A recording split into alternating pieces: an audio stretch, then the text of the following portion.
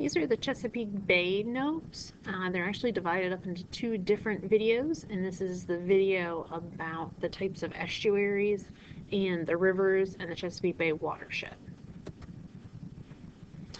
The Chesapeake is an estuary. An estuary is a semi-enclosed body of water that has a free connection with the sea, where seawater is diluted from freshwater runoff from the land. So as we move down out of the bay, the water becomes more salty, whereas if you're further up in the bay, it's more freshwater because it's coming from the land. So what does that mean? This unique environment is home to many different plants and animals, which we'll talk about in the other part of the Chesapeake Bay. And then an estuary is saltwater and freshwater mixed. That's really important to know. An estuary is salt and fresh mixed. There are 4 different estuary types.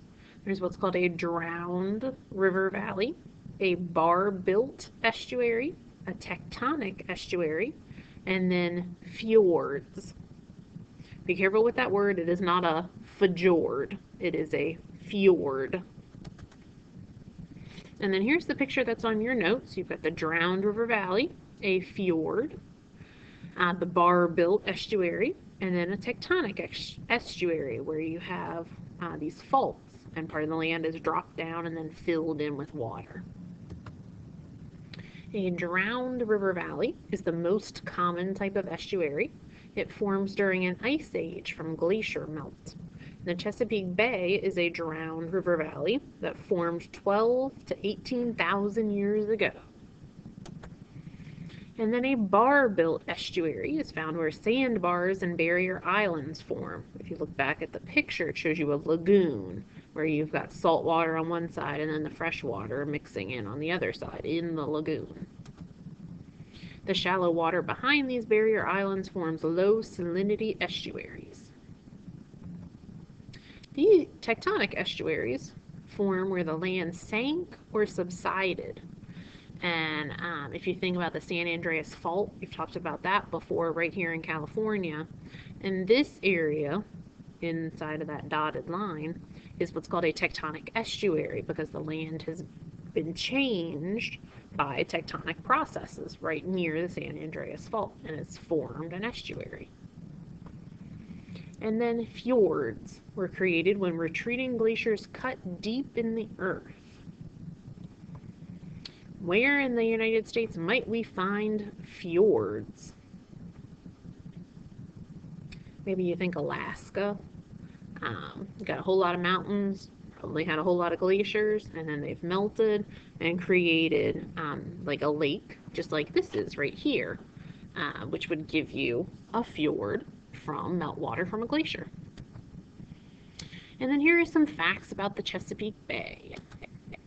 The Chesapeake Bay is the largest estuary in the United States, so we're really fortunate to live near. A watershed is the drainage area for the bay, essentially where the water comes from that's in the bay. That's called a watershed. And Virginia has 3 different watersheds. So depending upon where the rain falls in Virginia, depends upon where it winds up. It can either go to the Chesapeake Bay, it can go to the Gulf of Mexico, surprisingly enough, or to the North Carolina Sounds. Taking a look at this map here, this is where the North Carolina Sounds are, and then you know the bay is right here, and then the Gulf of Mexico we know is down over here. So essentially, the water that falls right over here in this area joins up with what's called the New River over here, which joins up to the Mississippi, and comes all the way down here. You think you can name the 6 states that make up the watershed of the Chesapeake Bay? Hopefully you can figure out Virginia, and let's find out what the rest of them are. So, we knew Virginia, I hope.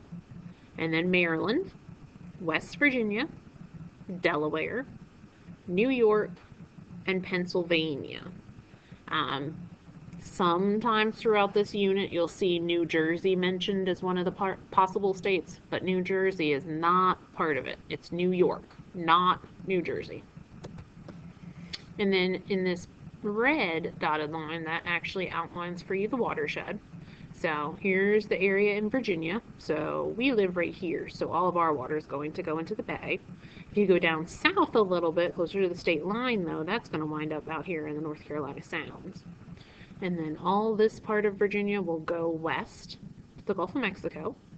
You got that part of West Virginia, most of Maryland, part of Delaware, about half of Pennsylvania, and part of New York.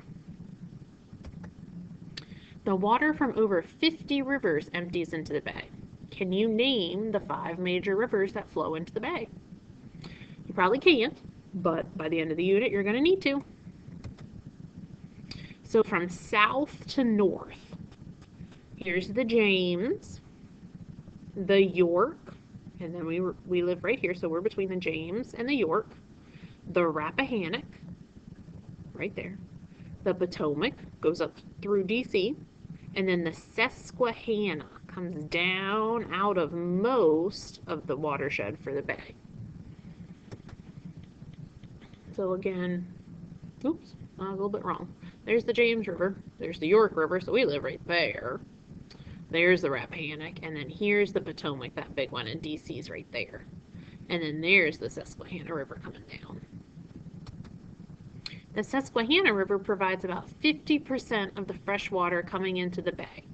The river empties an average of 19 million gallons of water per minute. That's a whole lot of water. The bay is shallow. Can you guess its average depth? 106 feet, 21 feet, or 9 feet? The answer is 21 feet.